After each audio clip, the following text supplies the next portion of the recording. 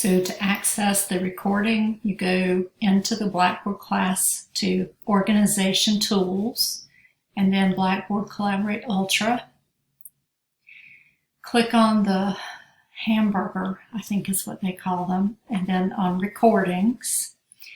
And then you have to filter recordings and set a date range to the time period that you want to see the recording. So here you should be able to watch the recording. And you can, I haven't tested this, but theoretically you can. You can also look at attendance from the meeting.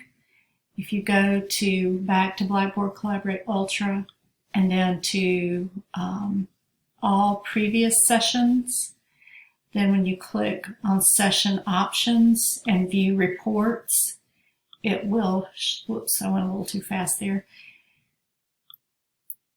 You click on the menu over here, view reports, and then attendance view report, and it will download the report for you, or you can page through it. So I think it's there, and hopefully that works. Good luck with that. I don't want to watch that meeting again. Talk to y'all soon. Bye.